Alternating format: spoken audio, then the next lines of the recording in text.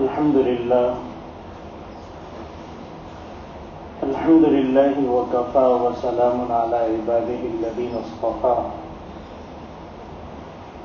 أما بعد فأعوذ بالله من الشيطان الرجيم بسم الله الرحمن الرحيم ومن يتوكل على الله فهو حسبه صدق الله العظيم.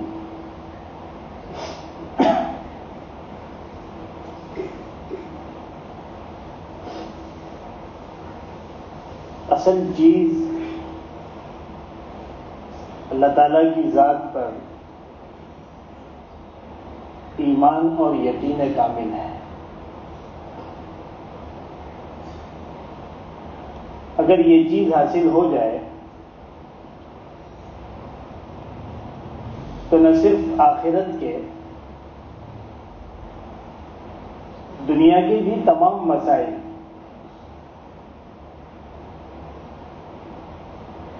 آسانی کے ساتھ حل ہو جائے. لیکن اس کے لیے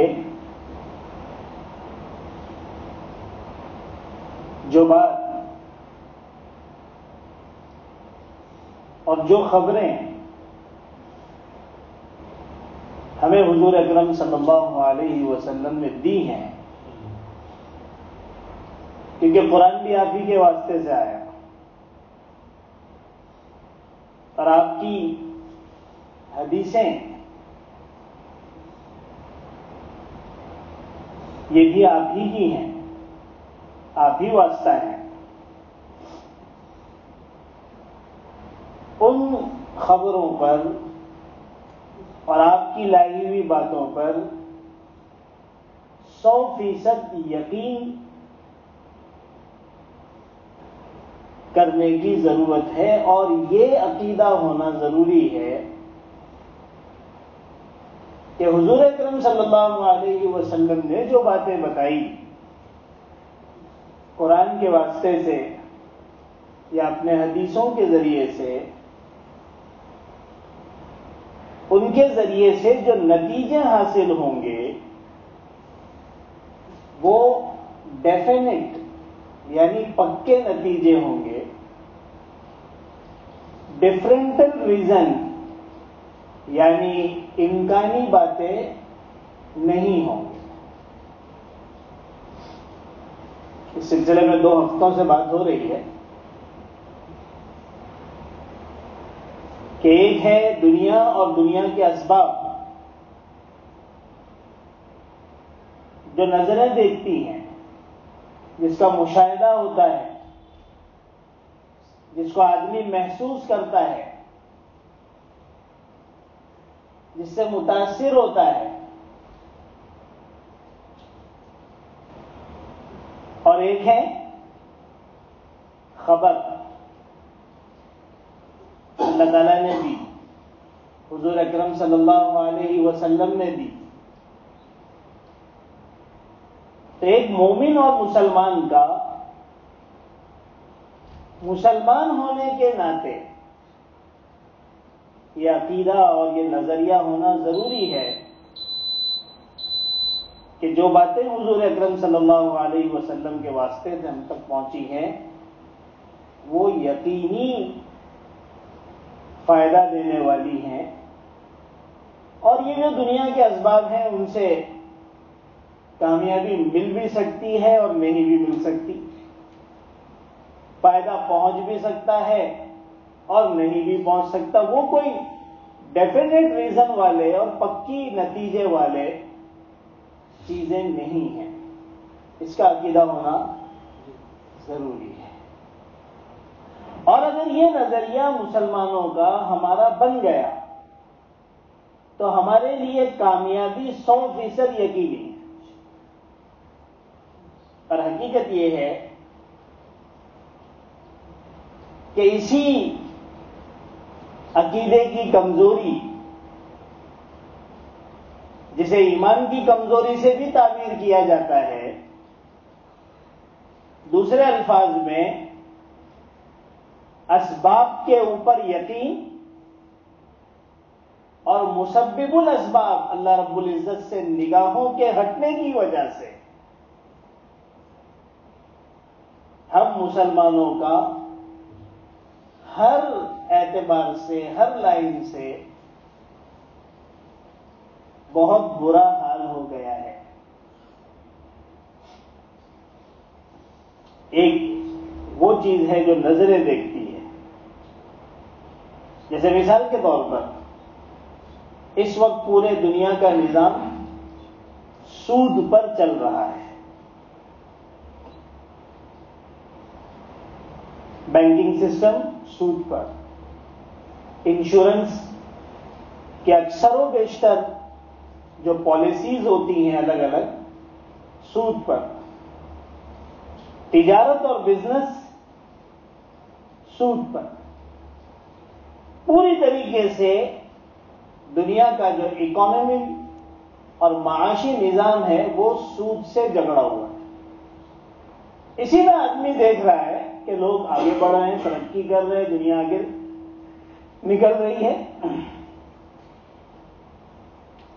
تو پھر مسلمان بھی سود کے چکر میں پڑنا شروع ہو جاتا ہے۔ ارے بھائی جب سب گھر لون پہ لے رہے تو میں بھی لوں گا، سب بزنس کے لیے لون لے رہے تو میں بھی لوں گا، اور سارے ہی انشورنس پالیسیوں میں لگے ہیں تو میں کیوں نہ لوں، اور فلاں لوگ تو کہتے ہیں کہ سب جائز ہے۔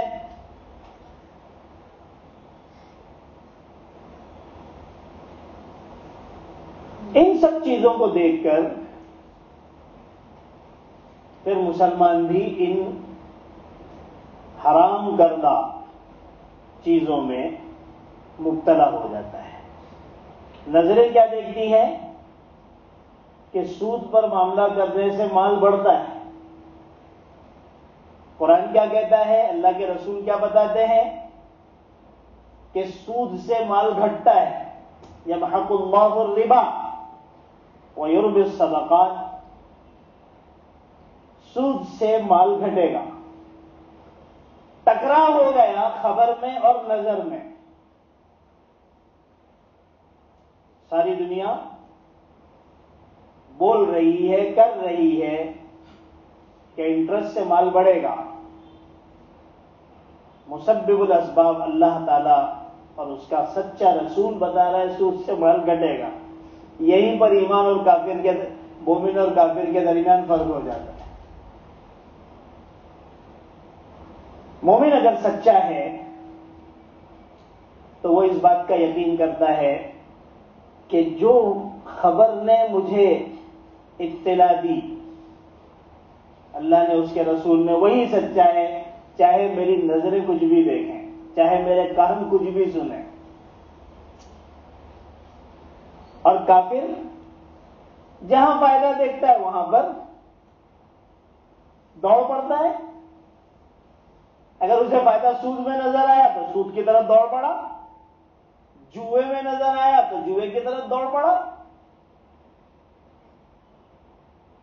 اگر اسے فائدہ نظر آتا ہے کہ گائے کاٹ کر اس کو سپلائی کیا جائے تو برہمن ہو کر بڑے بڑے فیکٹریاں کھول کر وہ اپنی ماں کو ذبح کرنے کے لیے بھی تیار ہے، وہ کافر ہے۔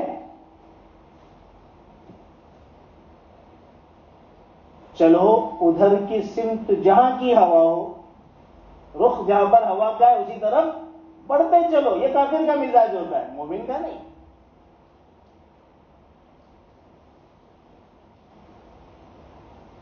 اور آپ نے دیکھا ہوگا کہ حقیقت یہ ہے کہ سود میں لگے ہوئے کا انجام برا ہی ہوتا ہے۔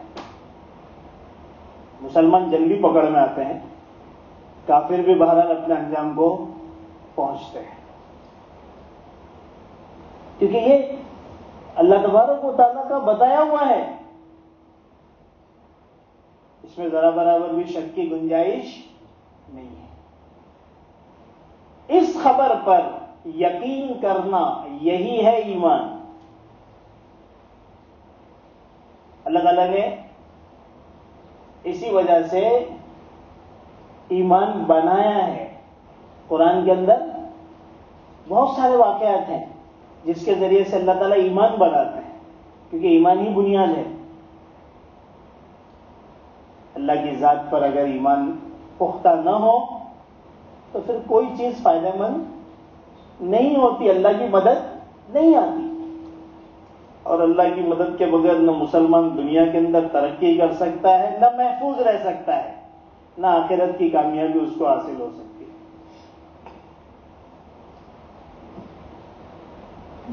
اصل تو ایمان ہے۔ حضرت موسیٰ، آپ قرآن پڑھیں، اور اگر آپ کو اللہ تعالیٰ توفیق دے ترجمے سے پڑھنے کی تو آپ یہ محسوس کریں گے، بلکہ جو تھوڑا بہت بھی عربی سے شدھ بدھ رکھتا ہے وہ یہ محسوس کرے گا کہ قرآن میں بار بار حضرت موسیٰ کا واقعہ اللہ تعالیٰ نے دہرایا ہے۔ بظاہر ایسا لگتا ہے کہ ان واقعات کا تکرار ہو رہا ہے، حالانکہ اللہ تبارک و تعالیٰ بغیر مقصد کے ایک لفظ بھی بیان نہیں کرتے ہیں۔ تکرار تو عیب ہے، اللہ عیب سے پاک ہے، اس کے کلام میں تکرار ممکن ہی نہیں، ایک چیز بار بار فضول آ جائے۔ جیسے ہمارے کلام میں بعض باتیں بار بار آ جاتی ہے اور اس کو بار بار بولنے کی ضرورت نہیں، اچھے اچھے لوگوں کے کلام میں یہ چیز ہوتی ہے، کیونکہ انسان عیب والا ہے، اس کے کلام میں بھی عیب ہے۔ اللہ بے عیب ہے، اللہ کے کلام میں بھی عیب نہیں ہے، اس کے پیچھے بڑے مقاصد ہیں۔ حضرت موسیٰ کوہ طور پر پہنچے، آگ لینا تھا اور اللہ تعالیٰ کو کوہ طور پر پیغمبری دینا تھا۔ ایک آواز آئی کہ موسیٰ، یہ تیرے دائنے ہاتھ میں کیا ہے؟ تو حضرت موسیٰ نے فرمایا کہ اللہ یہ میری لاٹھی ہے۔ بات پوری ہو گئی۔ جیسے میں آپ سے پوچھوں کہ دائیں ہاتھ میں کیا ہے تو آپ نے میری گھڑی ہے۔ اب آپ کو یہ بولنے کی ضرورت نہیں کہ اس کی کمپنی کون سی ہے، میں کتنے ریٹ میں خریدا، اور اس کے اندر ٹیمپریچر بھی بتاتا ہے، اور سارے ملکوں کے ٹائم بھی ہے میرے گھڑی میں پتا، میں نے تو پوچھا ہی نہیں۔ لیکن حضرت موسیٰ کلام کا تسلسل برقرار رکھ رہے ہیں۔ قال هي عصاي اتوكل عليها واهش بها على غنمي ولي فيها مآرب اخرى، میری لاٹھی ہے، اس پر میں سہارا لگاتا ہوں اور میرے بکریوں کے ریوڑ کو ہانکتا ہوں، بہت سارے میرے اس کے اندر فائدے کے کام ہیں۔ سلسلہ کلام کو طویل کر دیا، کیونکہ بات محبوب سے ہو رہی ہے، تو آدمی چاہتا ہے کہ تھوڑا سلسلہ دراز ہو جائے۔ اللہ تعالیٰ نے فرمایا قال القها یا موسیٰ، موسیٰ اس کو زمین پر ڈال دو۔ فألقاها فإذا هي حية تسعى، اب جیسے ہی ڈالا ایک بہت بڑا اژدہا وہ بن گیا۔ فأوجس في نفسه خیفة موسیٰ، حضرت موسیٰ کو خوف محسوس ہونے لگا۔ پیغمبر بھی بشری اور طبعی اور فطری چیزوں سے متاثر ہوتے ہیں، انہیں بھی بھوک لگتی ہے، انہیں بھی پیاس لگتی ہے، انہیں بھی سردی لگتی ہے، انہیں بھی گرمی لگتی ہے، تو انہیں بھی خوف آتا ہے۔ حضرت موسیٰ گھبرا گئے۔ اللہ تعالیٰ نے فرمایا لا تخف، ڈر مت، سنعیدها سیرتها الاولی، ڈر مت اور اس کو واپس سے پکڑ لے۔ آسان نہیں ہے، ہم اسے اس کی پہلی حالت کی طرف لوٹائیں گے۔ حضرت موسیٰ نے پکڑا، اب واپس سے وہ لاٹھی بن گئی۔ اب بظاہر یہ لگتا ہے کہ قرآن نے ایک کرتب بتایا اور ڈگڈگی بجا کے کرتب دکھاتے ہیں، تو قرآن کرتب دکھانے کی تو چیز ہے ہی نہیں، اور پھر اس چیز کو بار بار بھی اللہ تعالیٰ نے بیان کیا ہے۔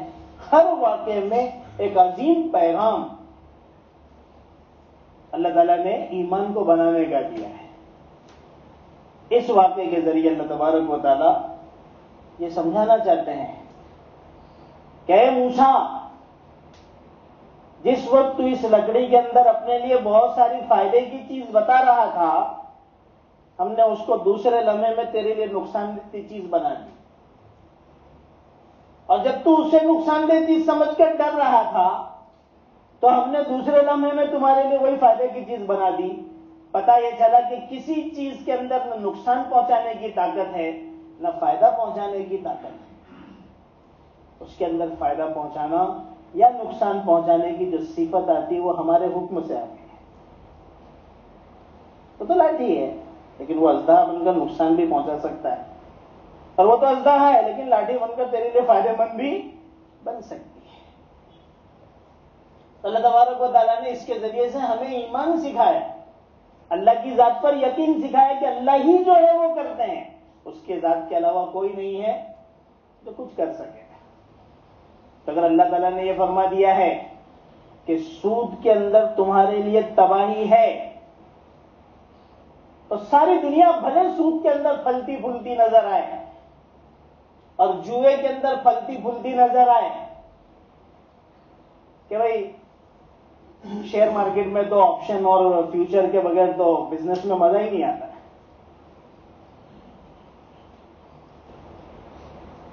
شیئر مارکیٹ میں جب تک آپشن کے اندر اور فیوچر میں نہیں آئے کام کیا کریں گے؟ گجراتی بولتا ہے، اور مسلمان اس کو دیکھ کر آپشن اور فیوچر کے اندر پیسے لگاتا ہے. گجراتی نکل جاتا ہے، مسلمان بیچارہ بھکاری بن جاتا ہے. 22 سال کا تجربہ بتا رہا ہوں.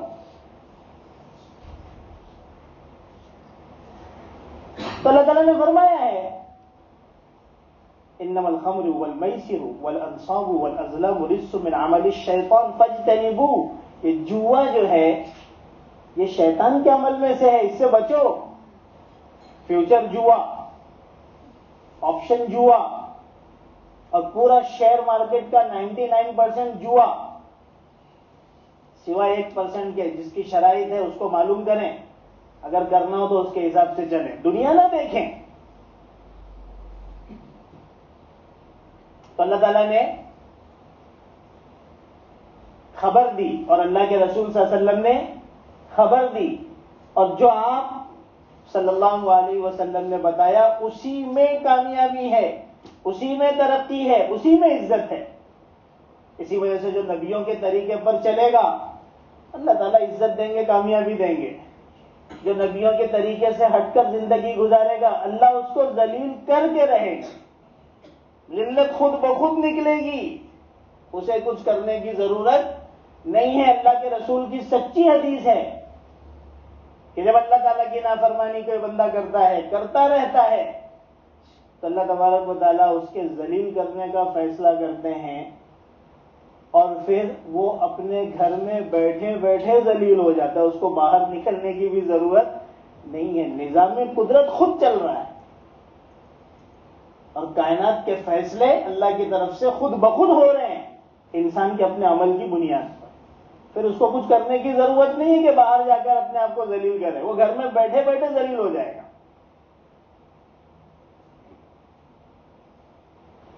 تو ایک بات کو سمجھنے کی ضرورت ہے کہ جب تک اللہ کی ذات پر کامل یقین نہ ہو کہ اللہ ہی کرنے والے ہیں، اللہ ہی بچانے والے ہیں، اللہ ہی عزت دینے والے ہیں، اللہ ہی ہماری حفاظت کر سکتے ہیں، تب تک ہمارا کام ہونے والا نہیں ہے.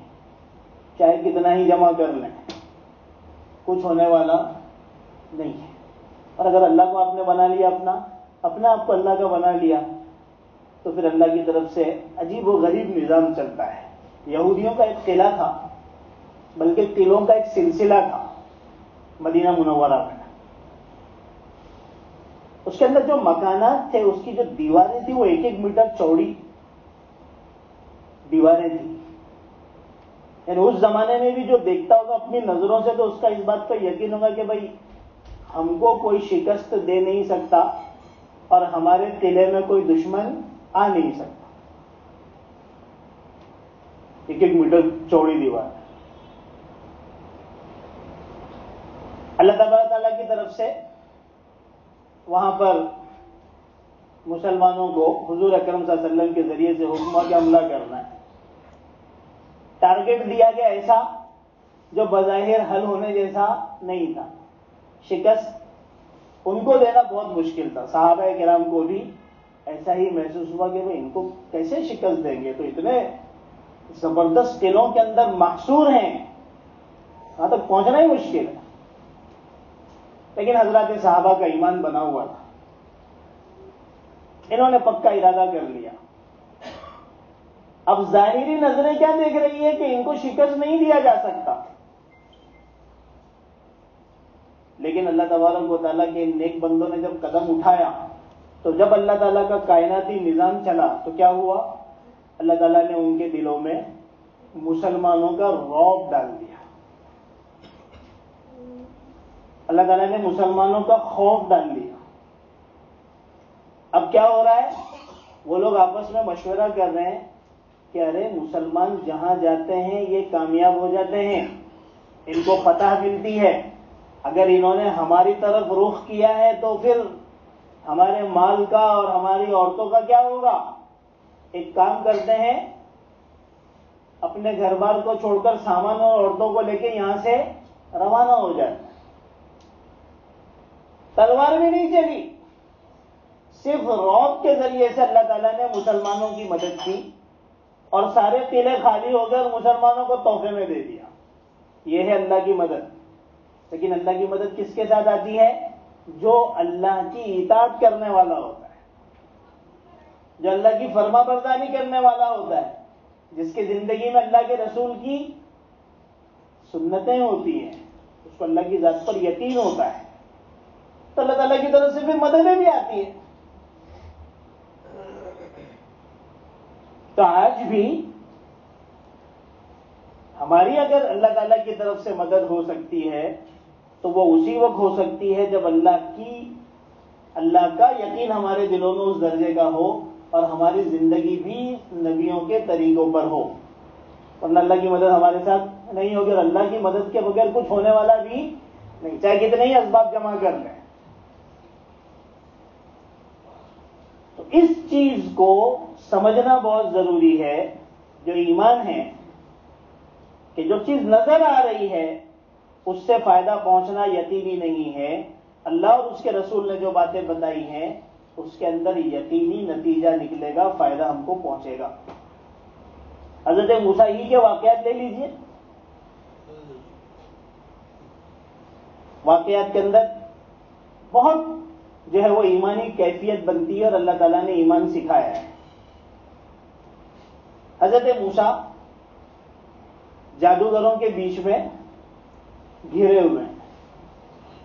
جادوگروں نے اپنا حربہ چلا, رسیاں پھینکی, جو سب کو بڑے بڑے اژدہے نظر آنے لگے. حضرت موسیٰ بھی دیکھ رہے ہیں, سانپ دوڑتے ہوئے آ رہے ہیں. کیا کریں, حضرت موسیٰ کے ہاتھ میں ایک عصا ہے, کیا کریں. عقل یہ کہتی ہے کہ بھئی یہ عصا کو مضبوطی سے تھام کے رکھو اور جیسے ہی سانپ آئے اس کو خوب زور سے مار کر اس کا سر کچل دو. اس کے علاوہ تو کوئی راستہ نہیں, اسبابی ہے.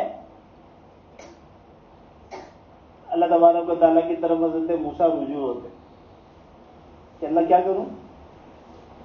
اللہ تعالیٰ فرماتے ہیں القیہا یا موسیٰ, تو بھی ڈال دے. حضرت موسیٰ نے اپنا ڈنڈا ڈالا. اب جب حضرت موسیٰ یہ ڈنڈا ڈال رہے ہیں تو عقل جو ہے وہ شور مچا رہی ہے. انسان کی عقل, ارے یہ کیا کر رہا ہے, ایک ہی ڈنڈا تھا جس سے مار سکتا تھا اور کچھ اپنی حفاظت کر سکتا تھا, اس کو بھی ڈال رہا ہے. لیکن حضرت موسیٰ نے عقل کی نہیں سنی, اللہ کی سنی. ڈال دیا، اس نے سارے سانپوں کو نگل لیا. اللہ تعالیٰ نے حضرت موسیٰ کو بتا دی. یہی حضرت موسیٰ اپنی قوم کو لے کر چلے، بنی اسرائیل کو. بالکل دریائے نیل کے قریب پہنچے تو سامنے سمندر ہے، دریائے نیل ہے، اور فرعون اپنے پورے لشکر کو دوڑاتا ہوا ان کا پیچھا کرتا ہوا ان کے پیچھے پہنچا. اب یہ بیچ میں آگے ندی سمندر اور پیچھے فرعون اپنے لشکر کے ساتھ. کیا کریں؟ پھر عقل یہی کہتی ہے، وہ عقل جس کے آج ہم غلام ہیں اللہ کو چھوڑ کر، وہی عقل ہمیں کیا کہتی ہے کہ موسیٰ کو چاہیے کہ ڈنڈا تھام کے رکھے، بچانے والا یہی ایک ڈنڈا ہے، اور اس ڈنڈے سے جب وہ لشکر والا ہے تو اس سے مقابلہ کرے. یہ عقل کہتی ہے. حضرت موسیٰ اللہ کی طرف رجوع، اللہ کیا کروں؟ اللہ تعالیٰ فرماتے ہیں ان اضرب بعصاک البحر، سمندر کے اوپر ڈنڈا مار. اب جب حضرت موسیٰ نے ڈنڈا مارا تو پھر عقل نے چلانا شروع کیا، ارے بھائی دریا پر کوئی ڈنڈا مارنے کی چیز ہے؟ ڈنڈا کوئی دریا پہ مارتا ہے وہ تو ڈبا دے گا، اور جو ایک حفاظت کا سامان تھا وہ بھی چلا جائے گا. لیکن حضرت موسیٰ نے عقل کی نہیں سنی، اللہ کی بات سنی. اللہ تبارک و تعالیٰ نے راستے نکال دیے، قوم حفاظت سے نکل گئی. پتہ چلا کہ اللہ کی بات پر عمل کرنے میں ہی راستہ نکلے گا. اپنی عقل اور دنیا کو دیکھ کر اللہ کی مخالفت پر چلنے سے راستے نہیں نکلیں گے. کاش کہ ہمیں یہ بات سمجھ میں آ جائے.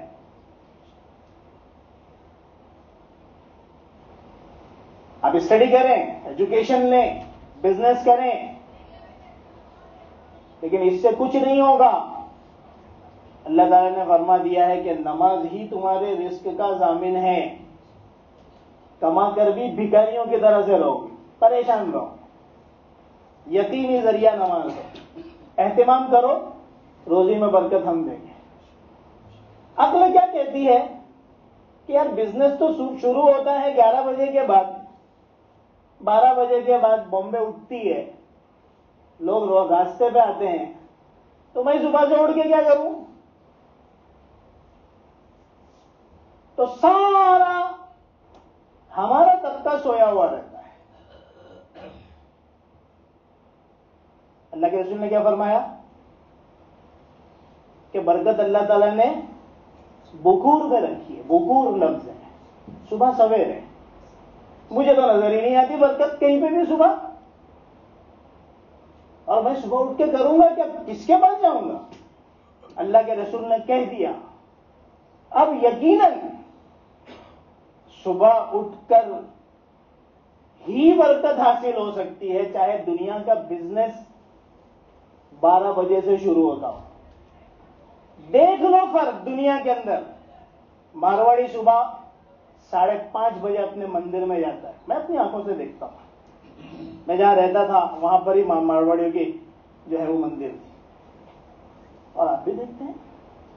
دوسری قومیں صبح جلدی اٹھ، وہ تو واکنگ کر رہے ہیں، وہ دوسرے ایکٹیویٹیز میں ہیں، لیکن ساری برکت ان کی طرف چلے گئی. یہ ہے ایمان کی کمزوری، اور ہمارے سے ساری برکتیں چھین لی گئی. حضرت موسیٰ اپنی قوم کو لے کے چلے، وادی تیہ میں پہنچے. نازک قوم تھی، پانی نہیں، کچھ نہیں. میں نے کہا بھائی پانی لاؤ، تو سیدھا کہتے تھے بھائی موسیٰ جلدی ہمارے سے انتظام کرو. اب پانی نہیں تو پانی کہاں سے آئے گا؟ عقل کیا کہتی ہے اور دنیا کیا سکھائے گی؟ ارے ڈنڈا ہے نا، کھدائی کرو اور سنبھال کیا کرنا کہ ڈنڈا نہ ٹوٹ جائے، ورنہ کھدائی کا جو ذریعہ تھا وہ بھی ختم ہو جائے گا. ارے بیوقوف، پانی اللہ دیتا ہے، روزی اللہ دیتا ہے, برکت اللہ دیتا ہے, اللہ کھلاتا ہے. تو نے ان اسباب کو سمجھ لیا کہ یہ کھلاتے ہیں, اسی وجہ سے تو نماز چھوڑ رہا ہے, اسی وجہ سے تیرے بچے ایجوکیشن کے نام پر نمازیں چھوڑ رہے ہیں, ایگزام کے نام پر روزے چھوڑ رہے ہیں. ارے کیا ہو گیا ہے عقلوں کو؟ اب عقل کہہ رہی ہے ڈنڈے سے کھدائی کر, ہو سکتا ہے پانی نکل جائے. ڈفرینٹل ریزن ہے نا, امکانی شکل ہے, ہو سکتا ہے نکل بھی جائے. اللہ تعالیٰ نے کیا فرمایا؟ فَقُلْنَا اضْرِبْ بِعَصَاكَ الْحَجَرَ, کہ ڈنڈے کو پتھر پر مار. ڈنڈے کو, اللہ تعالیٰ کو کوئی چیز دینے کے لیے ظاہری شکل و صورت تھوڑی چاہیے, تو کہیں سے بھی کچھ بھی دے سکتا ہے. اس کی قدرت ہے, اس کا نظام ہے. اب جب یہ حکم آیا تو پھر عقل نے شور مچانا شروع کر دیا, ساری دنیا آپ کے خلاف کھڑے ہو جائے گی. ارے یہ تو پاگل ہو گئے, یہ کیسے بزنس کر سکتا ہے بغیر انٹرسٹ کے؟ پھر میں کیا کیا آپ کے سامنے بیان کروں, آپ ماشاءاللہ مجھ سے زیادہ جانتے ہیں.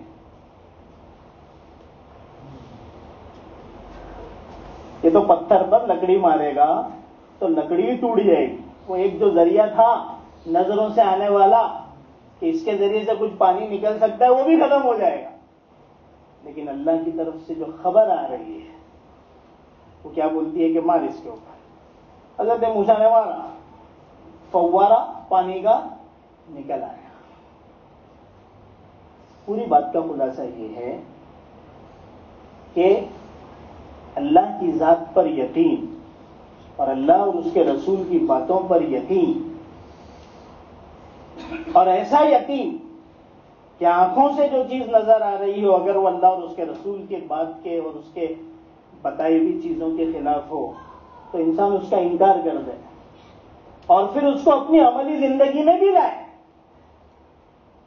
پھر وہ اپنے بچے کی گردن پکڑ کے کھڑا کرے گا کہ تیرا جاب اپنی جگہ, تیرا ایگزام اپنی جگہ, کل کیا ہوگا وہ دیکھا جائے گا, لیکن چل نماز پڑھنے کے لیے. تو کہا جائے گا کہ ہاں ایمان زندہ ہے.